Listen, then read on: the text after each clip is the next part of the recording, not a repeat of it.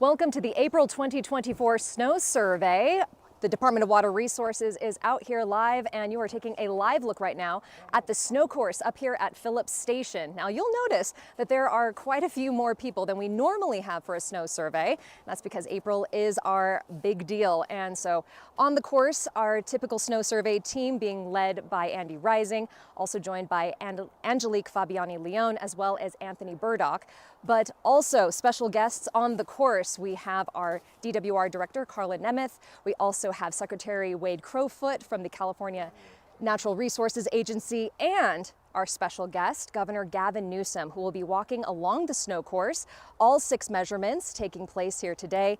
So of course, the April snowpack and the snow survey measurements that take place here are a great indicator of the snowpack that we'll have in the mountains, which is really important when the warmer months come and that snow begins to run off. So the measurements that take place here are part of more than 260 measurements taking place throughout the state. Those will be tallied, and that's what we come up with for our snow survey measurements, and then that determines potential runoff that will fill our reservoirs when the weather begins to warm up. So the snow survey is taking place right now, just getting started, and they'll be walking to all 6 courses. So join us for some live views of that, and then stick around because right after this, they'll tabulate those results, and then we'll be doing a live press conference, joined by a lot of media up here to hear about what we think our runoff will be for this year. We'll see you soon.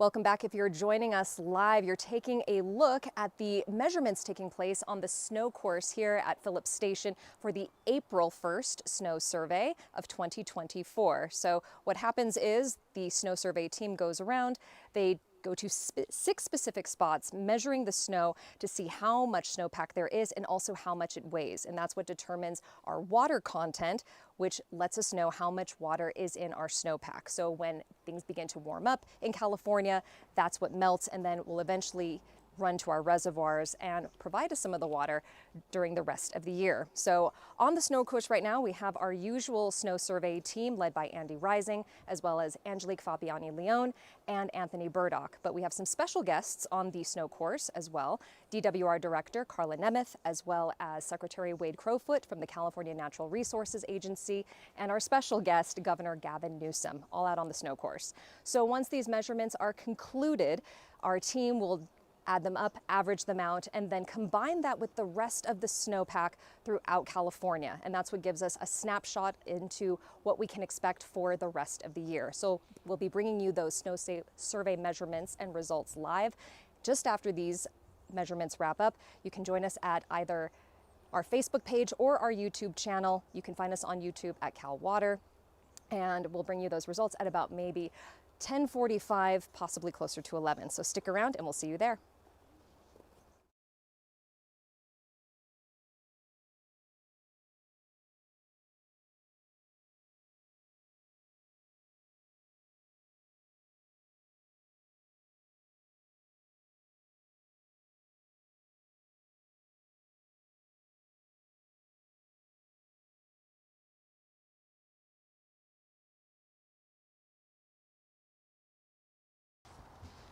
Welcome everyone, and thanks for joining us at this early April snowpack reading.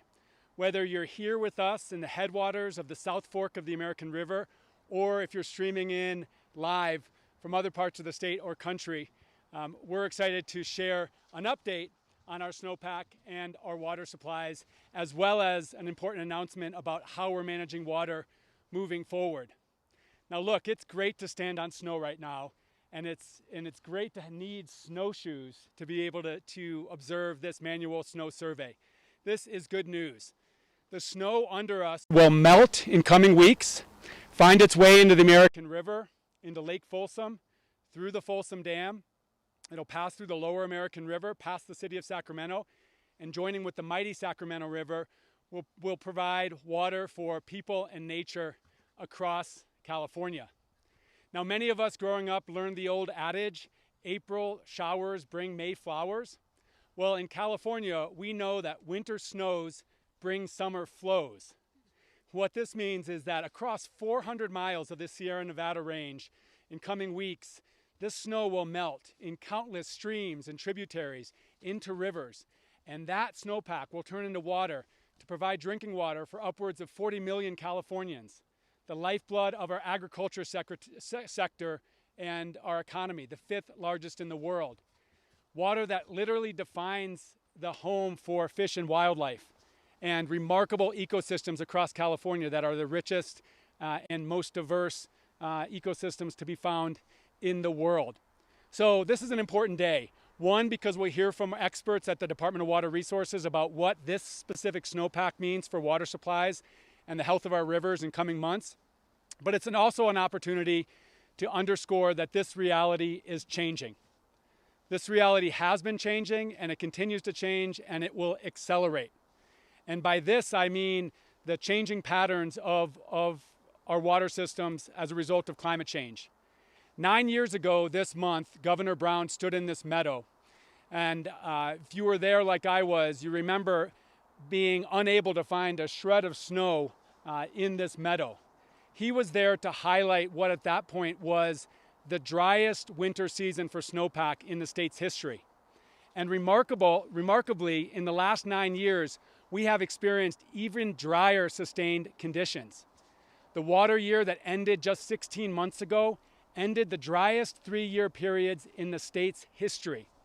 We had 6 million Californians under water rationing, and we were planning for a whole lot more in the preceding year. And then it was just a couple months later, we experienced among the wettest weeks in the state's history last winter with that fusillade of atmospheric river storms and emergency flooding. These weather extremes are not an anomaly. They are the future. And so we need to confront this changing reality, and confront it we have. It was just weeks into Governor Newsom's administration that he directed through executive order our water agencies to come together as we never had before to establish a broad portfolio of actions that we needed to take to adjust to these changing conditions. 142 specific actions. We have been focused over the last 5 years implementing those actions while updating our targets, sharpening our plans for water supply and ecological restoration, and thanks to Governor Newsom and our legislature, investing billions of dollars into adapting our water systems. So today is an opportunity to mark the moment of time where we are this winter, but also to take stock of where we stand with our water future. And I'm so pleased that in just a little bit you'll hear from Carla Namath, who is our director of the Department of Water Resources and is leading the governor's strategy across the state to prepare for this hotter, drier future. So a lot to unpack here, but let's first start out with understanding where we stand this winter as a result of the snowpack measured today. And to do that, I'll introduce Andy Rising, who is a water resources engineer at the Department of Water Resources. Andy. Thank you, Secretary Crowfoot. Appreciate it. Good morning, everyone. My name is Andy Rising, spelled A-N-D-Y-R-E-I-S-I-N-G. Again, Andy Rising, A-N-D-Y-R-E-I-S-I-N-G, and I am a water resources engineer with the Department of Water Resources. I've been doing this job for 17 years and love every moment of it. I am in the Snow Surveys and Water Supply Forecasting Unit. So today I'll be sharing the results of our survey here today at Phillips, where we've measured snow water content and depth since 1941. Very long-standing program. This snow course here represents just one of 260 or more snow courses that are measured throughout the Sierras and Trinity Mountains. And this is statewide through the California Cooperative Snow Surveys program. And this program was established back in 1929 by the California legislature. And it's a program that the Department of Water Resources has overseen since its inception. And it includes a cooperative group of more than 50 federal, state, local, and private agencies. It's a great group of folks. In addition to our manual surveys, DWR uses data from our automated snow sensor network, as well as the airborne snow observatory flights that fly every winter over our mountaintop to get us a clearer idea of what snow we have, and helps water managers better predict how much water will be running off into our reservoirs in the spring and summer months. In addition, our survey today, we recorded a depth of 64 inches and a snow water content of 27.5 inches.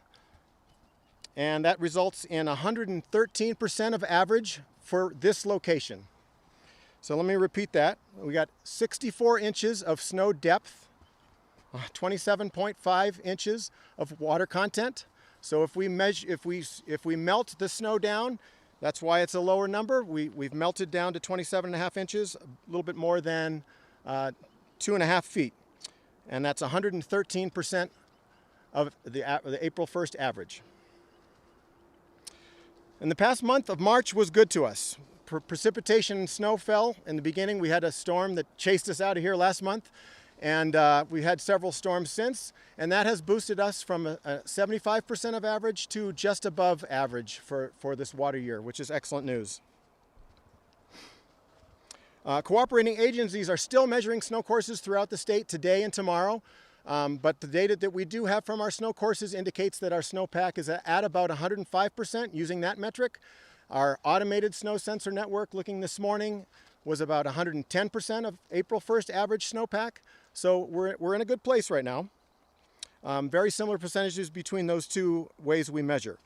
We refer to the April 1st metric because that is typically when we peak our snowpack in California. Climate is changing that slowly, but it is something that we've used since the program began. because typically we're accumulating snow through the winter months, and about April 1st, the sun and the radiation start taking over and start melting off our snowpack. The storms are less and less as we move towards spring and summer. And so the peak accumulation is a critical metric for water managers to predict and forecast the water supply that'll reach our reservoirs, as I said earlier. On April 1st last year, the snowpack was well over twice its average right here. And we were in fact standing on 10.5 feet of snow last year. This year, we're slightly more than 5 feet of snow. So again, last year, well over 2 times, and this year we're slightly over our average. And it is positive news that the snowpack caught up over the past 2 months. We started off with a dry and warm fall, and then the snowpack wasn't very good in the beginning of the winter either. Finally, in the last 2 months, we've accumulated the snow that has gotten us to this place. And the true indicator, though, is how much of this snow is actually going to melt and reach our reservoirs, because there's a lot of factors involved in that. Our current forecasts for snow runoff do indicate we could see about average runoff in many of the rivers in California, but we do weekly updates, and several factors, as I said earlier, are at play here. Whether we have more storms, if it's wet or dry, and whether it's warm or cool over the next several months will indicate what percentage of this snow actually melts off into water and hits our reservoirs. So those are my comments. I wanted to welcome our DWR's director, Carla Namath, to talk about what this means for our water supply. Thank you, Andy, and thank you, Secretary, and thank all of you for joining us today. I'll just start by saying average is awesome. We've had some pretty big swings in the last couple of years, but average may be becoming less and less common feature of snowpack in California. As Andy mentioned, the good news today is actually only part of the story. We will see over the course of the next couple of months how this snowpack translates into runoff into rivers, streams, and reservoirs, that our communities and our environment, our economy, the food that we grow in California all relies on that. So we need to do everything we can to make sure that we are adapting to multiple conditions that are coming at us. The snowpack in California has traditionally been about 2/3 of our overall storage. So what it means into the future is we need to continue to invest in how we store this water when we know dry conditions return. I couldn't be prouder to be here in the watershed of the American River, because it is a symbol for how we need to manage moving forward and how we need to better understand the impacts of wildfire. We're here up in the mountains. You can see the effects of the Caldor fire from a couple of years ago. That has a material effect potentially on how the snow melts and how it evaporates and whether or not we're ready downstream to capture it. And that is why I'm incredibly proud to introduce our governor, Gavin Newsom, to talk about the California Water Plan. And that is the plan for how we manage California's water supplies. We update it every 5 years. And this year we have a very intensive focus on how we manage for climate resilience, how we do that for all Californians, no matter where you live. And the key to that is doing that at the watershed scale. So I can't think of a better place to talk about the importance of a watershed scale approach. That means how we integrate management of our forests that help with water quality, that help with water supply management and the behavior of snow. That helps us downstream where we manage our floodplains and need to do a better job managing our floodplains to make sure that we're recharging our groundwater basins. All of these things fit together, and the California Water Plan is the first plan to really rest on watershed scale planning, to do it in a way that's focused on climate resilience and focused on climate resilience that matters to every Californian. So with that, it is my distinct honor and pleasure to introduce Governor Gavin Newsom. Thanks, Carla. Thanks everybody for taking time to be out here. And it's a privilege for me to be up here. As Wade said, I watched as well 9 years ago. I think most Californians did. for Governor Brown, then Governor Brown's press conference in 2015 because of the acuity of the pending crisis as it relates to the reunification of California and the extreme mega drought that we were in. Of course, we're here 9 years later reconciling the extremes, reconciling the extreme weather whiplash. And I think today punctuates the point. We began the water year as we do every water year in October, bone dry October, significantly below average rainfall and snowfall during the fall, only to see things get colder and to get to about average in March and now slightly above average in April. These extremes are becoming the new reality. And that new reality requires a new approach and a new sophistication in terms of the way we address and manage our water system. I'll remind all of you, the water system in California was designed for a world that no longer exists. It was designed for a world 50, 60, 70 years ago where there was some normalcy, there was some normal expectation. Sure, year-to-year variations. No one's naive about that. One weather system or one weather year doesn't necessarily make a trend, but we've seen that trend line over the course of the last many decades becoming a headline, not just here in California, but across the country and increasingly across the globe as it relates to the hot's getting a lot hotter, the dry's getting a lot drier, and the wet's getting a lot wetter. And that requires us to have a sophistication of approach that includes new strategies for conveyance, new strategies for stormwater capture, high flow stormwater capture, groundwater replenishment, water recycling, the strategies to make conservation a way of life, strategies that incorporate proven solutions at the federal level, but more sophisticated solutions at the local and regional level. The water plan we're advancing here today builds, as Wade and Carla said, on the plans we've put out in 2020 and 2022. I'll remind you, in 2020, we put out a plan with 142 specific actions to address the needs region by region. It was a regional framework recognizing this fact that I often repeat. California is the size of 21 state populations combined. And as a consequence, there's no one size that fits all. So this notion of bottom-up, region by region, and focusing on localism and local strategies and solutions is the framework, the backbone of our strategies. In 2022, we built on that water portfolio, that water resilience portfolio strategy by recognizing that the science was teaching us something even more alarming, that by 2040, in a matter of years, 15, 16 years from now, all things being equal, and knowing what we know today, the scientists say that we're going to be living with about 10% less water just on the natural, on the basis of what's happening in the climate. That's just in the next 15 to 16 years. And so we put out a hotter, drier strategy to make up for that supply, to create new supply. We talked about the importance of desalination. We talked about the importance of stormwater capture. We wanted to build on some of the water recycling work that we've done, and we incorporated new strategies around large-scale conveyance. We updated folks on the Delta conveyance.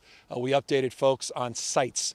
And just recently, we updated and modernized our permitting and our regulatory structures. Over the course of the last 2 years, working with the legislature, we pushed through historic efforts to streamline and fast-track and reduce and mitigate litigation risks associated with moving projects forward. And today, we've incorporated all of that into our 5-year water plan that we're releasing. So that's the why I'm here today specifically to mark, yes, this moment, this annual moment that's become normalized here in the state of California as we wait with bated breath to see how we're doing, but also to mark a framework into the future, letting folks know that we get it and we're starting to get things done at the next level. You're seeing the progress now because of the streamlining on sites. You're seeing the progress we're making on the large-scale conveyance at the Delta conveyance, which, by the way, the Delta conveyance is an adaptation project. The Delta conveyance is foundational. It's critical if we're going to address the issue of climate change. It is a climate project. It is one of the most important projects this state can advance. And I just want to thank our team for recognizing the importance and the imperative of moving that project, along with all of these other projects we set forth in the 10 regions that we identify in this 5-year plan and the 15 specific markers of considerations within those regions that we're trying to reconcile and address. That's the long-winded point, take a look at the plan. There's a great summary that's available. But I want folks to know in this state that we are not just victims of fate, that we recognize the world we're living in, we recognize the trend lines into the future, and we're navigating them. And I'll close to give you a proof point. $9 billion have been invested, $9 billion just in the last 36 months in these projects and these proposals. And by the way, that also includes clean, safe drinking water. 100 consolidated wells in this state, 300 more that we're actively working on to address water insecurity. 2 million Californians have had improved water as a consequence of those plans, all part of that $9 billion that's been invested. So, serious moment. We recognize our responsibility. There's nothing normal about this average year. It's just the new reality and the new normal. And that's what we're here highlighting today. With that, we're happy to take any questions. Hi, Governor. Tori here with CBS 13. I know we were talking about the plan, mentioning it's going to be focused on a watershed scale, and also mentioning that was forest management. Yep. Specifically, how does today's snow survey impact what we're going to see when it comes to wildfire season and just the drought? Well, I mean, so it relates to wildfire season. The situational announcement we're making today, meaning this annual announcement, does not get in the way from our multi-year commitment to improve forest management and vegetation management.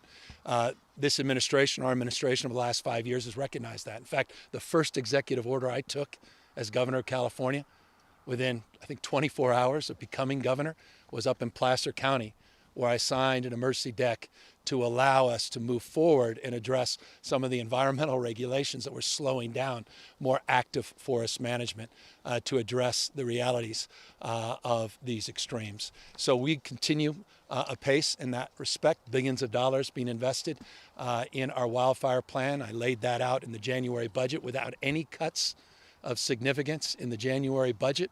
I hope to maintain that. We'll see where the revenue comes in the May revise to continue those efforts. But I think it's important. I mean, we're here, the Caldor fire, in the symbolism of this, the substance of being here. You compare and contrast just a few years ago, the Phillips family's been here since the beginning of time. The great grandmother that founded this site, or at least established her footprint and the family's footprint on this site, recognize the world's changed and we need to change and adapt with it. And active forest management's a big part of that, including work that I've done with Wade and others. Just right up here on the hillsides, we were working with the National Guard and the California Conservation Board to actively address some of the vegetation management efforts. So we'll continue those efforts. We're going to update you on the wildfire plan in just a few months. We were talking about that today, including the new C-130s. We got 7 of them into the state. They're not all flagged yet under CAL FIRE. We're working on that, but that's a big addition to our wildfire fleet. And as it relates to the drought, we are moving. I hesitate always to say we're out of the drought, go back to the way things used to be. In August, we put out a conservation plan, conservation in California as a way of life. And I would point you to that August 2023 plan, because we want to enshrine some of our world-leading efforts, really, on water conservation and make that a way of life. But clearly this advances multiple years, 200% last year, 100+% this year. We're in a different place than we were. You can take a deep breath this year, but don't quadruple the amount of time in your shower. Spend as much time as you need to get clean, feel good and healthy, and then consider that this time next year we may be in a different place. Good morning, Governor. Matt Bigler, KCBS, San Francisco. I want to ask about Oakland. In recent weeks and months, you've ordered extra CHP officers, special prosecutors, and most recently, cameras, license plate reading cameras. We saw the video of you along Hagenberger. Oh, yeah. The question is, how soon do you think all of these efforts will start to lower the out-of-control crime in Oakland, and how soon will Oakland residents start to feel safer? Well, I think I've been there a lot. I'm there pretty much every week. I'm hearing from business owners and residents that it is already having an impact. We update you on a consistent basis, the CHP, the number of stolen vehicles that we've recovered, the number of arrests that we have made, the number of guns we've taken off the streets. So that's immediate. That's being felt. Not just in Oakland. We have that CHP operations moved into other parts of the East Bay. The flock cameras that we're putting up are very familiar to Californians, particularly those in the Bay Area. There's the same flock cameras that use similar technology that toll bridges use, Amber Alert system use. We're going to have 480 of those in and around Oakland on the freeways and thoroughfares and within Oakland proper. We're going to get those up in the next few months. That's not coming overnight, but that's a significant procurement, and it adds and stacks to all the other work we're doing, including the 10-point Caltrans plan and the work we're doing on community building, not just a law enforcement focused plan. And as you noted, and I appreciate your reference, we have JAGs that will be coming to support the District of Attorney, and we're working with the state DOJ, Rob Bonta's office, to also aid in the prosecution of cases in Oakland as well. So it's all part of a multi-pronged plan. I said it wasn't going to be episodic. I said it wasn't going to be one-off. And I think the proof point is in the frame of your question. We've been there for consistent announcements, and we'll continue to be there until we feel like Oakland on their own can take the baton. We did something similar in San Francisco. We feel like San Francisco directionally is moving in a very positive way and place. And just a preview, we will look forward soon to making additional announcements in other cities throughout the state of California to address some of their concerns as well.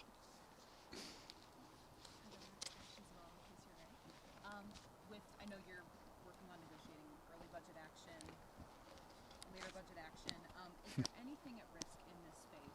I know you mentioned trying to avoid cuts in January, but in this overall climate, water management resources space, that is at risk with the budget situation? Well, look, too early to tell. I mean, you saw the detailed hour-plus presentation in January of the plan.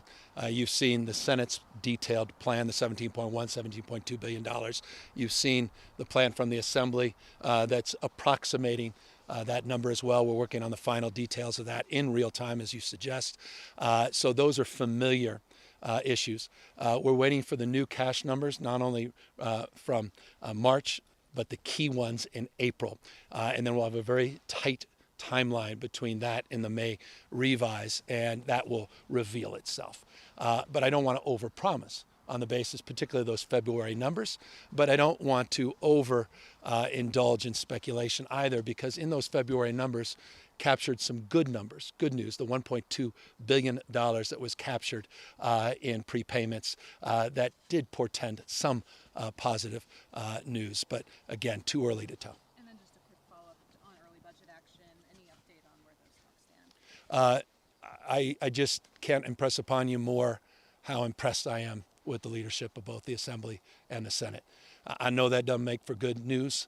We all like controversy, but it's newsworthy when everybody's getting along during challenging times. And I'm just really proud of the new leadership that have taken this as seriously as they have and are moving as few legislatures have in the past that have addressed budget shortfalls with assuredness and fortitude and focus, recognizing that this will be the first of the many efforts we'll need to take over the course, not just the next few months as we land a budget, but over the next few years to right-size the anomaly that was the last 4 or 5 years of just massive surpluses, the likes of which no jurisdiction on planet Earth has ever seen. I'm just not aware of a subnational government running a $177.7 billion operating surplus over a 24-month period, only to see that anomaly get normalized, but with a deficit that now requires us to balance in so many ways, isn't it? The budget, the expression of the story we're trying to tell here as it relates to weather. And interestingly, the budget deficit in many ways was a reflection of the weather story, because it was the delay from the IRS that led to the unknown. And that delay was not just here in California in the tax receipts because of the extreme weather and major flooding, but was also expressed across the country and had an impact on the federal government's estimates as well. And Mr. Governor, thanks for taking the time, secretaries and engineer. Thanks for taking the time as well. going to ask you just about the 5-year plan. I got to read it, but in the sense of the... It's only a few hundred pages. I'm so excited. Yeah, maybe I'm gonna test you on it when we're done. anyways, I was going to ask in the sense... There is a summary. I recommend a summary. Good, I will absolutely take a look at that. In the sense of the plan, in the sense of the reservoirs, I know you mentioned Sites Reservoir. How many new reservoirs are we talking about in the next 5 years? And then just overall your message to the people of California about this plan. I know you're talking about it here, but you know, when people in Southern California and Coachella Valley, elsewhere, say, oh, we want new reservoirs, and we need this, we need that. What's your message to them? Well, we're going to build the first new reservoir in half a century in California, and we're fast-tracking that under a new permitting regime that we promoted. I think they're very pleased that we're finally seeing progress on sites. We're seeing real progress on conveyance with the Delta Tunnel, I right-sized when I first got here 5 years ago, and my goal is to get that permitted by the time you kick me out. Now, you know, we never know. We got this new recall. We'll see. But give me 3 years, and I'll get that done. At least that's my goal. Don't hold me completely to the exact month, but within a margin of error. The hope and expectation is as well to allay the concerns not just of those that are looking for more above ground storage and new conveyance, but also those that believe in more natural solutions, the natural infrastructure. One of the hallmarks of this plan is the integration and the connection between built infrastructure and natural infrastructure. The connection between rivers and watersheds, the connection between meadows like this and forests, and how they connect to the backbone of our system, which is the State Water Project and the Central Valley Water Project. And that's laid out and specified in here. And I think finds that balance in a rather significant way, particularly based on the fact that we're investing significant money to make real what we're promoting in ways we haven't in the past. I'll just close on this to your point. We believe in creating new water supply. And you create new water supply in many different ways. Groundwater replenishment by capturing high flows. And you saw the executive order I advanced a year or so ago, and then the other work we're doing with the legislature in that space that's showing progress and promise, not close to where we need to be. The desalinization work, brackish desal, not just the old school desal on the coast. And of course, the stormwater capture work that we're investing in, LA, Orange County, and others that are doing significant work. And we maintain that vigilance, particularly working with ag on efforts related to Healthy Soils Initiative, the work we're doing on regenerative ag, and the work, of course, we're doing as it relates to water efficiency and precision technology, which is a huge part of this story. Innovation, which is the cornerstone of this 5-year plan. Things that we couldn't have imagined 5 years ago in the plan are now incorporated in this plan. Yes, all things AI, but well beyond that, new technologies that aid us in these manual collections that are also aided by what happens unseen above us, which are complementary to one another. Thank you so much, Mr. Governor. Good. Mr. Engineer Ricing, just very quickly. Good. Get him up here. Just very quickly, I want to make sure I understood logistically, make sure our reporting is accurate. You say that obviously Phillips Station here, Northern Sierra, 113% of average. What is the statewide? I heard 105 and 110. What was statewide average? We're not complete measuring the snow courses. That was 105, but the snow sensor network this morning was measuring 110. An actual precise number is not really what we're after. It's more relative, but it is above average, 110%, we'll say. Yeah. Above average. That's your headline. Above average. We'll take it.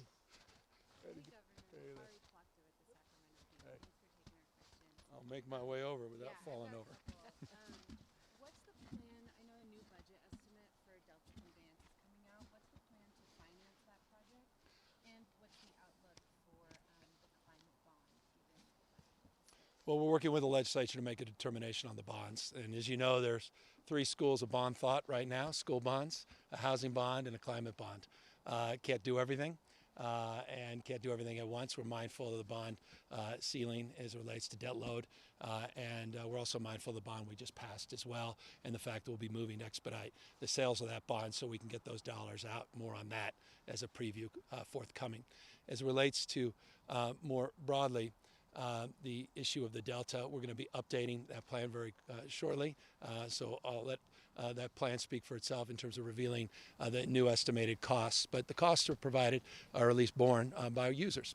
and that's the partnership with many users, large and small, from the Met large size to the smaller users that have already, a number of them have already signed up. And so we're working to address the remaining issues on permitting, environmental work, which we've been able to fast track, Carla, thank you, because of their great work, keeping that on time and focused.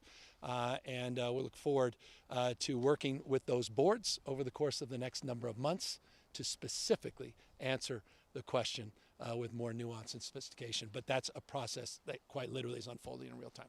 Thanks. And just to follow up, I know that this is a long-term conversation. On the voluntary agreements piece of your Bay Delta plan, Yeah, I have my VA experts right here. I'm well, good. right, in terms of climate, California regulates air quality, emissions, vehicles, energy use. Why not regulate water use if we're going to be losing 10% of supply? I'm glad to take this on. Yeah. There's two middle initials, V and A. Yeah, so thanks for the question, Ari, and this is an important distinction to make. So we are all focused on updating what's called the Sacramento-San Joaquin Bay Delta Water Quality Plan, which is our state water board's standards that they set for the amount of flows and the environmental conditions in our rivers. That is not a cause of debate. Our focus is to put forward a proposed pathway to implement those updated standards, so those regulations, in a manner that can be implemented quickly and effectively. And that's what has been called the voluntary agreements. Now, there's nothing voluntary about the agreements if they're adopted to implement the regulation. They will be enforceable by water agency and by all of the signatories of that set of agreements. Our focus now, and the way we talk about it, is the Healthy Rivers and Watersheds Agreement, because it does a few things. One, it increases flows throughout the water years, whether they're dry years or wet years. Flows are important to environmental condition. Importantly, it expands habitat, particularly for the imperiled fish and wildlife that need more habitat and have lost that habitat over decades. But it also does something that regulations can't do and wouldn't do. And it creates governance among water users and conservation groups and tribes, should they want to participate, to adaptively manage those flows and those habitat over time using investments in scientific monitoring that will be publicly transparent. So what we have is one pathway that's purely regulatory, and I've heard from supporters of that pathway that could even take, on the short end, 7 to 9 years to implement, including all of the water rights adjudications that need to happen. We have a pathway through this pathway of implementation, Healthy Rivers and Landscapes Agreement, which we're already implementing. So our water board is assessing this set of agreements according to a peer-reviewed scientific basis report. So they're going to do that independent analysis, but we're not waiting.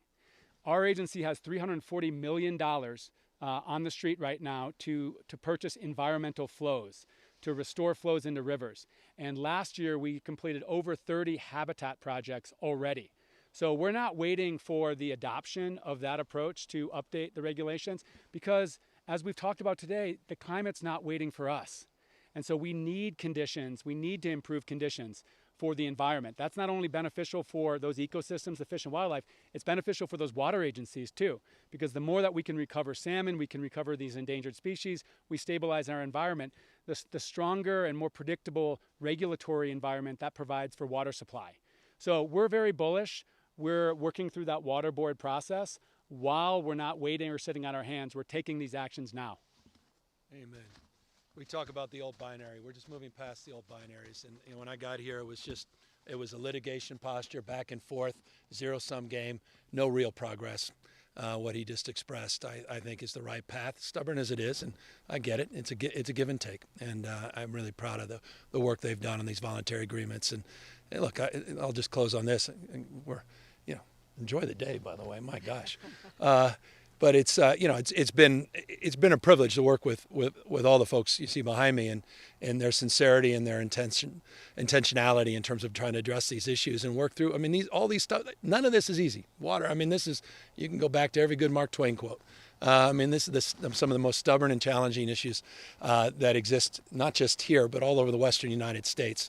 And I'm really proud of the leadership here in this state. And I recognize we have a lot of work to do. And there's a state of mind around flexibility and adaptation and moving away from zero sum. With that, we all wish you a wonderful day, and we hope you all have a snowball fight before you leave. Oh, wait, there's one more. Because ABC 10 stands for you. Yeah, that's right. All right, sorry. Okay, good. Okay, yeah, sorry. Okay. Okay, sorry. But just want to ask you, Governor, we know there was a delay to the state of the state. When will you be holding that? And then also, what's the plan looking like? You know, last year you did a tour. Yeah, which was a lot of fun. I think I did 25 states of the state. I was in every part of the state. And actually, I thought that connected in a way that one-off speeches don't anymore. These are not the State of the Unions. Even the State of the Union is not what it once was. And so I appreciate you even asking me about when the State of the State is. So working with the legislature, they were obviously on recess, and we're looking to land that. The most important thing was what we stated at the time was to get an early budget deal. We were able to do that on the day that the speech, at least directionally, an announcement with the leaders of both houses on the same day that the State of State was supposed to occur. And we now have a state of Prop 1, which is not inconsequential. If you ask the voters what are the top 3 issues in the state, they're going to say issues of affordability, housing, homelessness, issues around substance abuse and mental health.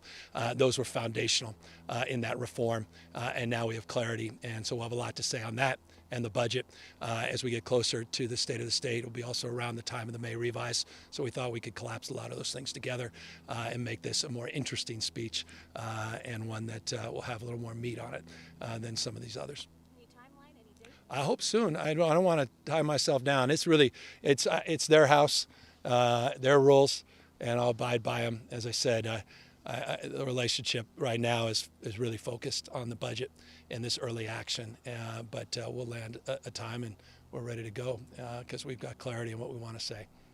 Thank you. Is it all right if you clear up what average and normal is after 13, 15 years of drought? How do we know what average and normal is? Yeah. How do we believe you anymore? Yeah. Right.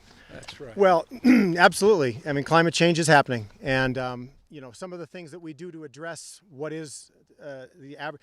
In fact, 2 years ago, we revamped all our forecasting system and took a new average of the last 30 years. We used to do 50-year averages, and that's because we wanted to, you know, back then when it wasn't changing as much, it was more.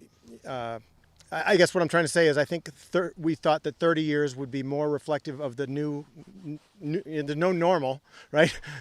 It's more reflective of how the climate is changing and by taking a shorter number of years as an average. And we will be changing that every 5 years to update as we have this whiplash as we've talked about. So. Minimize the sort of the changes over time that we're seeing with climate change if you're taking a shorter time span? Like, I guess, how do we know how climate change is impacting snowpack? Yeah, that's a good question. It's hard to address. There's so many numbers that fly at us, and how to address that best. Go ahead, please, Carla. Yeah. Yeah, so as you might imagine, it's a little more complicated, and that when we look at water management over the 100+ years, you know, some of the correlations are still valid, and so we take those into consideration. But we have sharpened our focus on the previous 30 years. We do that with our partners at the U.S. Bureau of Reclamation, kind of adopting the same thing in the Colorado watershed, so we can start to understand how to move through what I would consider kind of more conservative approaches, because what we don't want to do as water managers is make a lot of decisions early in the season because we looked back 100 years and we were sure this was going to happen. Now we're not so sure. And if we have a little bit more focus and conservativeness on understanding lots of caveats around how we use averages, then we can make better decisions early on that enable us to make sure that people have enough drinking water, that at least our ecosystems have a threshold of water that can help us move through. And it just sets us up, I think, for more balanced decisions across all the needs that we have in California. So not everything is a big red flag. There are some trend lines over the last 100 years that are still holding, and those are all part of our calibration.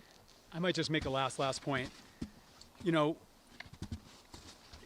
in the simplest of terms, we can't take this snowpack for granted anymore. You know, decades ago, there'd be a lot of focus on what the seasonal snowpack is, and if it was normal, then it's, you know, back to normal. And it's only when we experienced dry periods where, everyone ramps up emergency response, et cetera. The fact is, over the last 5 years, we recognize that won't do. We've got a great snowpack this year. We had an incredible snowpack last year. We may be headed into an extended drought, the worst in the state's history. So we have to take advantage of, every storm when it comes. And that's why, what Director Namath and the governor talked about within this plan is really doubling down and recognizing the need to do that. Thanks, everyone. Then why double down on the surface water supply infrastructure? Oh, Yeah, absolutely. That's a great question, right? And so we know that we have these facilities that were built, decades and decades ago, that were built to address a particular kind of hydrology. What we also know with climate is that when we have the storms, they're coming in much, much bigger.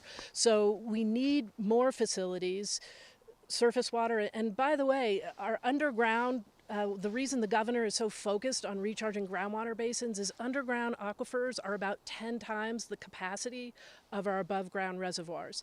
They function a little bit differently, but we know we're going to need more reservoirs to act really as regulators because of the shrinking snowpack.